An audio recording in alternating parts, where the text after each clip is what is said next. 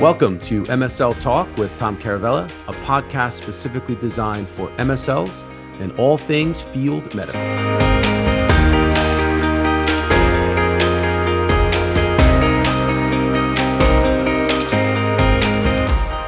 Hey guys, welcome to the podcast. Today my guest is Mitchell D. Rosario. He is an MSL with Genentech, and we discuss the three things that Mitch wish he knew about being an MSL. So great conversation. Hope you guys enjoy it. Hey, Mitch, how you doing today, my friend? I am doing well. How are you doing, Tom? I'm doing awesome. It's Friday, and I'm really excited that you're joining me. So I'm really looking forward to this conversation. I think it's going to be great. Thank you for the opportunity. I'm really looking forward to this. Yeah, man. So, we've known each other for a while. We've communicated. I want to thank you just because you've given me some great ideas and helped me with this podcast. So, I appreciate what you've done in your career, and I appreciate the fact that you've helped me. So why don't we get into it? If you can do an introduction and just tell everybody who you are and a little bit about yourself. Sure. My name is Mitch D. Rosario. I am an MSL at Genentech Roche. I'm a hematology MSL. And a little bit about myself. If you've ever done this profile, I'm a yellow-red. So that means that I love engaging with people and I like to think about strategies. Yeah. I'm a dad of two toddlers. I'm living a busy life right now. Prior to the hematology MSL role, I was an ophthalmology MSL at Genentech and at also Alimera Sciences. I have both experiences at a large cap company as well as a micro cap company. Before we delve any deeper, I just wanted to have a disclaimer that any of these views that I have in this podcast are my own and does not represent for Genentech Roche. So yeah, back to you, Tom. Totally. Yeah, no, I appreciate that. And so let's go back to the beginning and I would love for you to talk about how you broke into industry, but specifically, I remember you telling me your approach to your job search, which was incredibly systematic and organized.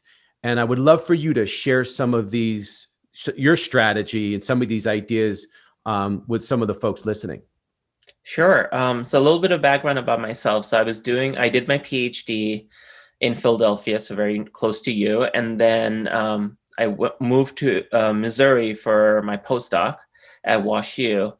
And during my postdoc, I got fellowships from the NIH, so I knew that I was on that academic route. But then life happened. My lab decided to move to Oregon, and I was not going to move with them. And so at that point, during my postdoc, I asked myself, what do I want to do with my life? What do I want to do? And what are the things that really excite me? And so a family friend told me about the MSL role. And as a true scientist, Tom, I reached out to 130 MSL and MSL managers all around the country. And, these were LinkedIn messages. These were combinations of the first and last name at their company.com.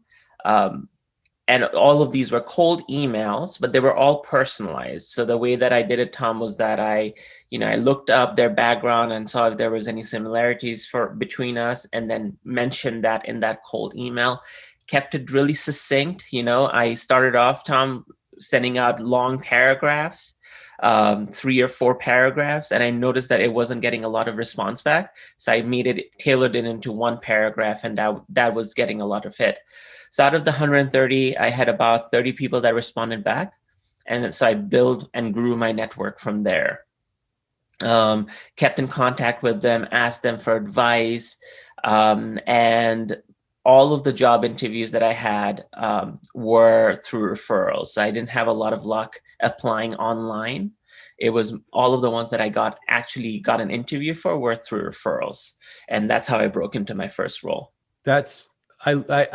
The funny thing is I've heard that before. You've told me this, but as you're telling me again, it's literally textbook. It's so perfect.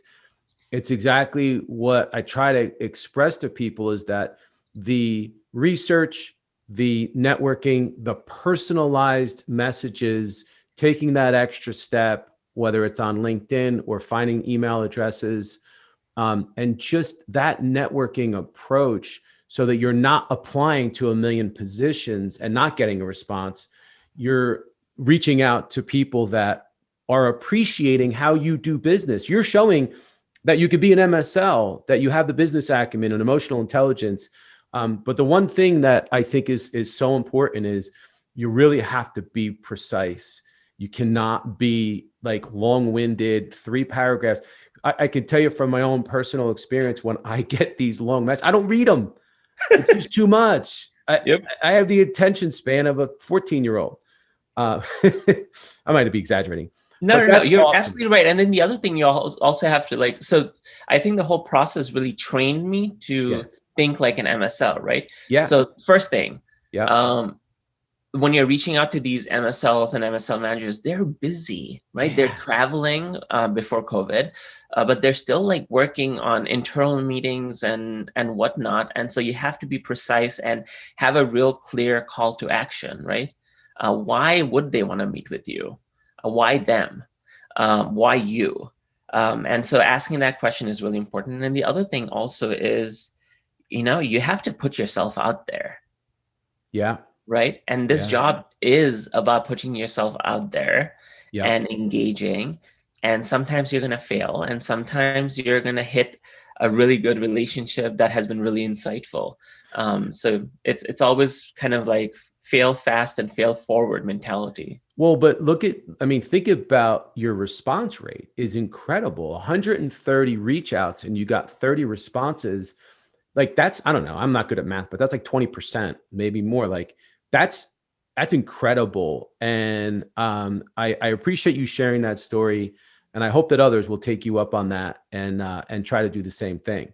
So you came up with a really good idea for this podcast, which is to talk about the 3 things you wish you knew about being an MSL. So let's talk about that. And let's start with the first one. I don't even know what the first one is, but fire away. I'm very curious to hear what you have to say. So I am putting myself in the shoes of someone who's aspiring or is new to the role. Okay. And so the first advice that I wish I knew was that expand your circle of competence. Okay. And by the and your network. So what I mean by that is that identify opportunities wherever you are right now. Identify opportunities for improvement, for growth. Be open to learning from others and build a support network. Not only your family support network, but also your professional support network. So expand that network. If you're a PharmD, reach out to PhDs. If you're a PhD, reach out to nurse practitioners who are MSLs so that it expands your horizon. Practice gratitude. One thing that I've been working on during COVID is to build a hobby outside of my work. So not letting my work define me, but also having hobbies that I can learn and pass along to my kids. So that's the first advice I would have. Yeah. Well, that's great. I love that idea. It's funny. Like this is my hobby. I became a podcaster, so it just happens to be work related. So what's next? I mean, that's awesome. I think that's a great place to start. And I wouldn't have thought of that. I mean, I think that's really insightful. So what would you say is second, if it's in any specific order? The second one would be shifting your mindset from that of scarcity to abundance. And okay. I found myself locked down in that situation when I was trying to break into this role, is that sometimes you get frustrated with all of these, when you feel frustrated with all of these no's that you hear back from people. Maybe they're saying you don't have enough experience, or we're looking for someone who has prior MSL experience. Maybe this is not your therapeutic area. But so you kind of like get to this mindset where, every no means a lost opportunity. And what I've been trying to kind of build in myself is the abundance opportunity mindset, which is that the world is full of opportunities. If I don't get through one door, I'm going to get through another, or I'm going to build my own door. And so that's that's something that I wish I knew when I was trying to break into this role. It's such a great attitude because it's overwhelming. And I talk to people all day long that, and hear from people on a regular basis on how hard it is and how discouraging it is. And I talked to somebody this week that's been looking for a position he's been trying to break into the role for 4 years. 4 years. Yep. Now he's got a great job and he's in a good place, but he just really wants to be an MSL. So I love your attitude and your system. And I think that if anybody could take anything from what we've already talked about, those two things combined, I think are secrets, definitely secret to success. But what's the third thing? I know that there's more. So the third and last one is be curious. And from my experience, being curious does not mean being intelligent or being smart. Being curious for me means to be always asking questions because you want to learn, not because you want to sound smart. For me, it means engaging with every interaction as if it's my next job interview. Asking questions like, what does good look like?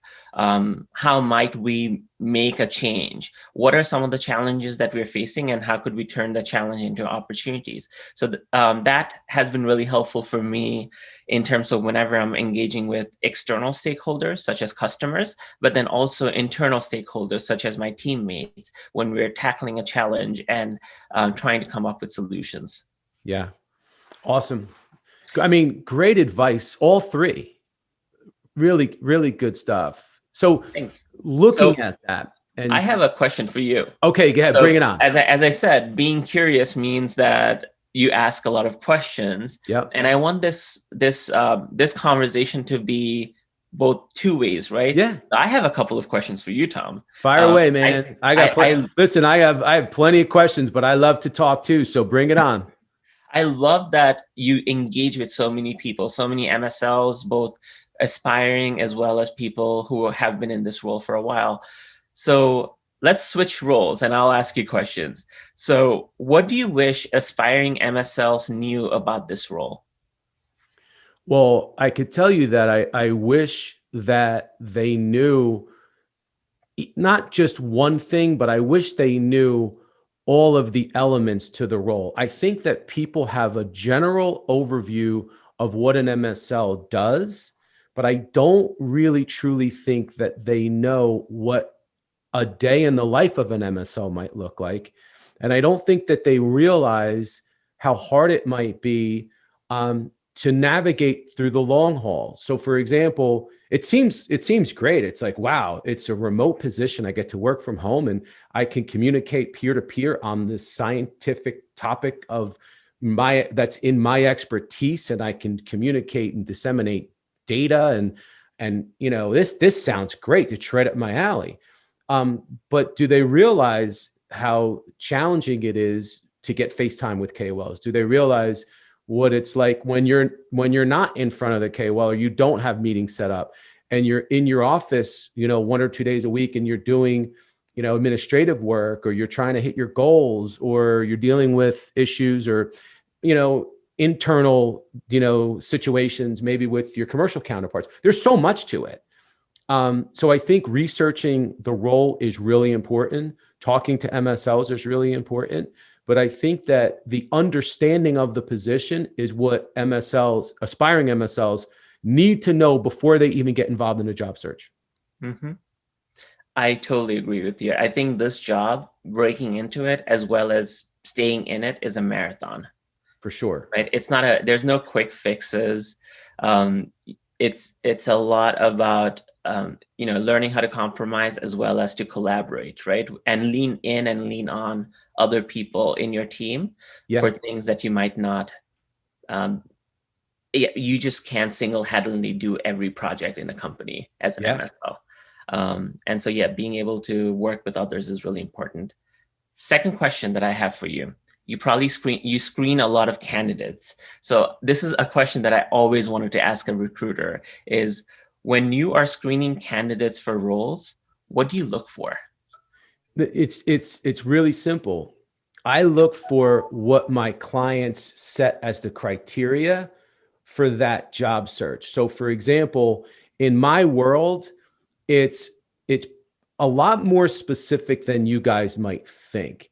So my clients might come to me and they might say, okay, Tom, whether it's one MSL or 3 or 4 on a team, the criteria is, here's the job description, but what we really want is a PharmD, MD, PhD with a minimum of 3 years of MSL experience, preferably in neuroscience. So like right now we're working on a couple positions in sleep medicine.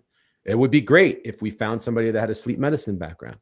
But if not, we definitely want to find somebody that has a neuroscience background, an understanding of neuroscience background, and MSL experience. We also look to see, so where does that person reside? Are they right smack in the best part of the territory, major hub where they can get to the other parts of the territory very easily?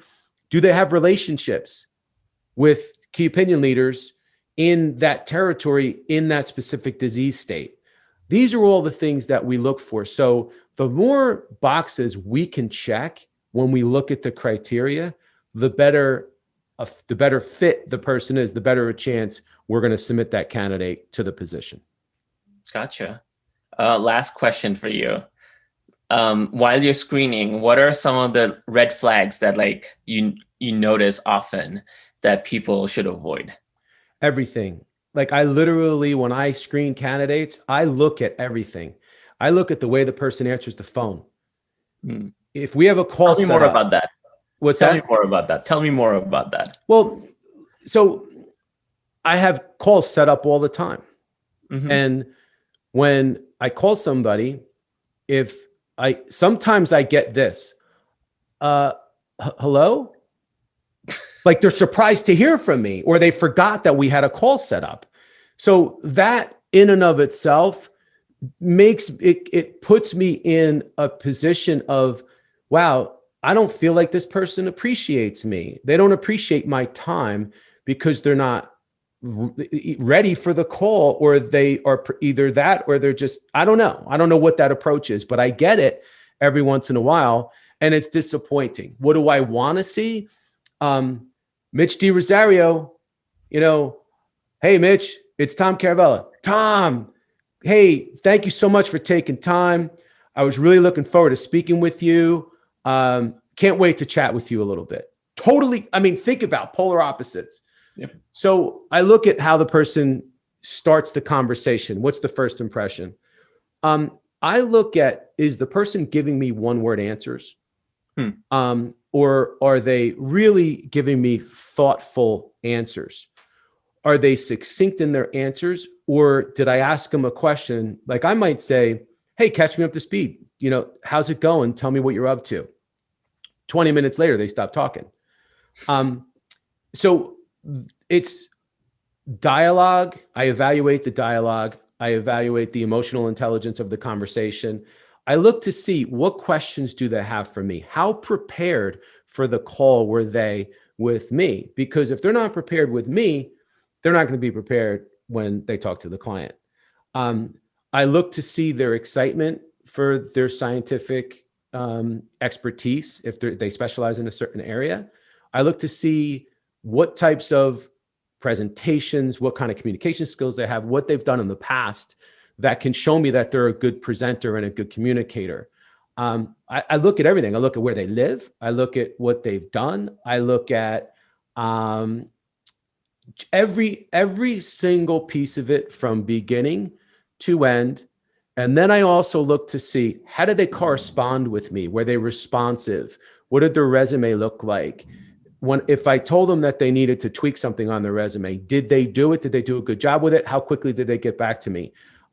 Because that's how you're being evaluated by the company. So I know that that's a pretty long explanation, but I could tell you, we look at all those things. And as a team, we document those things.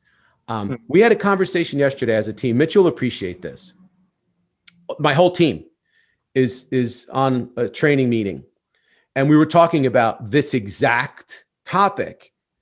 And I'm not going to mention the person's name, but someone's name came up, an MSL, experienced MSL. And there was a collective kind of, oh, yeah, I've talked to that person. And this person is not nice to recruiters. Hmm. Just not nice. I mean, it's painful for her to talk to recruiters. She makes it a point to say how she doesn't like talking to recruiters. She doesn't like dealing with recruiters. She's just downright mean. How am I supposed to be an advocate for that person if they can't have the common decency to just show a little bit of respect and courtesy for what we do? You know, so we pay attention to these things when someone's a really good guy, someone's you know, a really sharp person, and they communicate well and they're responsive and they're just likable. We make note of that. It's in our database. Great guy, you know, love this woman. She's the best. Like, those notes are in our database. Yeah. So just keep that in mind.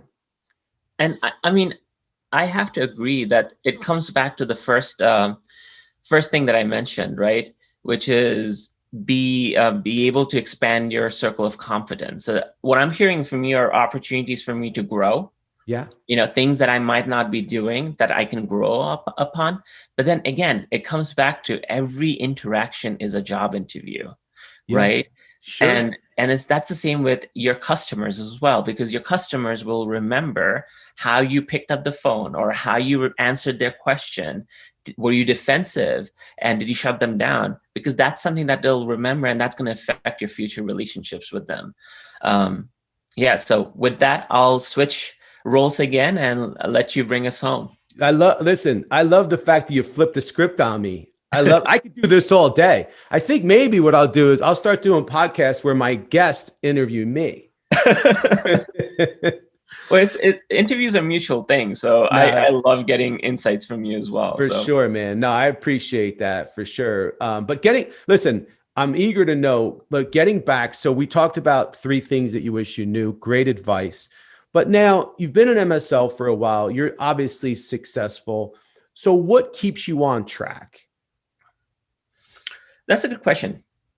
I think what really gets me out of my bed every morning is being able to work in a company where we're delivering new medicines for patients, right? Or being able to answer questions, medical questions from physicians who are treating their patients at that time, right? So that's something that really motivates me, is being able to work at the bleeding edge of science and talk about products that are in the pipeline, but then also out there in the market, and learning from the customers, learning from the physicians themselves about how they're using it. Tom, I think what we as MSLs, we're working on the science of medicine, right? We're talking about new scientific molecules and whatnot. But I think what the physicians do is the art of medicine. And that's so much more, that is also as valuable as the science. So learning from them, how do they use the product for their patients? Where does it fit in their paradigm? Is something that I really like to learn.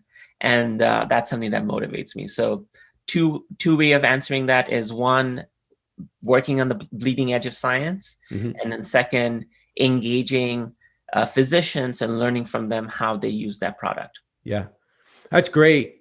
So like what I'm hearing is, if I had to kind of coin that and give it a name, so you have this scientific curiosity, and this desire to learn, this desire to engage, this desire to help the patient. Do you think is that mandatory for someone that is either aspiring to be an MSL or someone that is an MSL and wants to be successful? I think if you don't have a purpose for this role, you're easily going to burn out.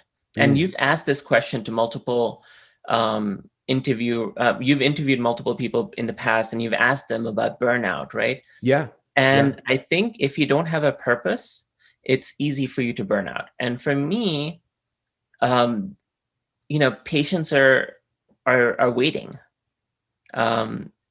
And knowing that is so much more powerful for me, is that really is that engine that keeps me running, is the fact that there are people that are waiting for the right kind of treatment for them. Yeah. And if I do my job well, I would help someone identify the right kind of patient for the right kind of drug. Yeah, that's And great. I mean, that's it in a nutshell. I mean, I think that's what you should be doing as an MSL. That's what you should want to do. And if your purpose is something different, that's okay. Yeah. Maybe the MSL role is not for you. Maybe you might be better in medical communications or med info, or you might be better as a bench scientist at a pharma role. I think the industry is so diverse and there's so many opportunities out there, and it's needing so many bright people to join it. Yeah. Right. So I think there's multiple different roles for you, depending on what your purpose is. Yeah. So what have you learned in 2020 going through the COVID pandemic, and how has that changed you as an MSL? That's a two-part answer. One is I've learned that building and maintaining relationships are different in a virtual world versus a face-to-face. And what I mean by that, I think it's easy to maintain relationships virtually. Some of my customers are happy to meet with me over Zoom. I get more time from them because I don't have to wait, because it's not during their practice hours or whatnot. So that has been really good. But building a new relationship is really hard over virtual. I think face to face, you can build that.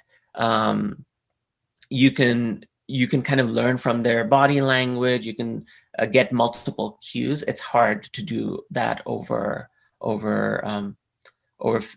virtual. The second part of it is thinking about my team.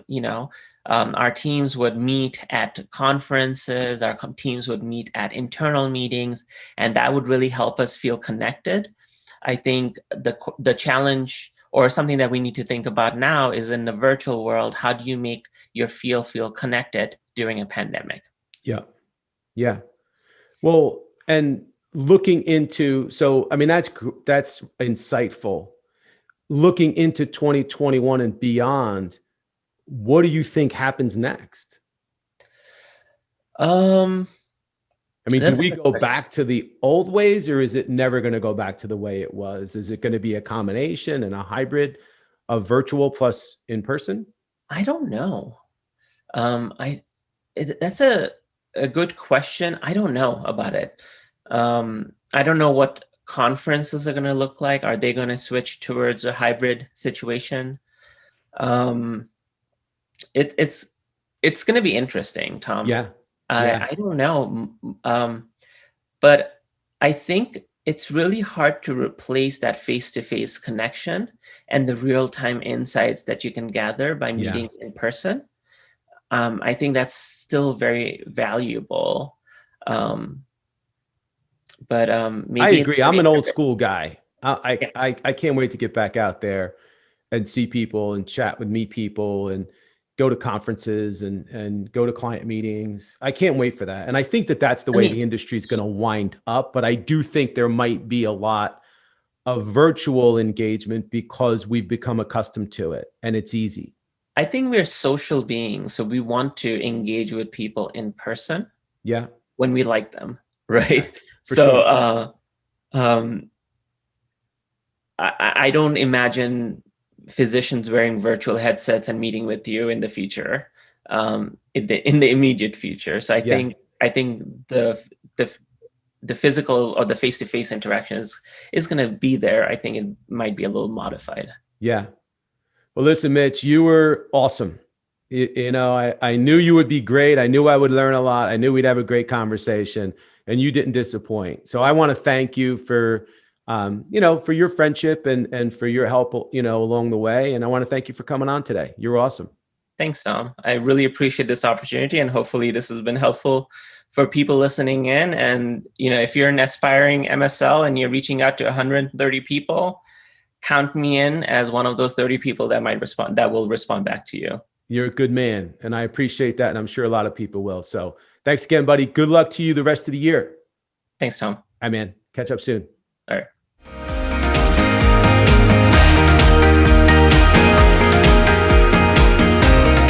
Thank you so much for listening to the show. If you've enjoyed it, please subscribe so that you don't miss episodes in the future, and feel free to leave a rating or a review or a comment. Thanks again, and I look forward to seeing you again soon.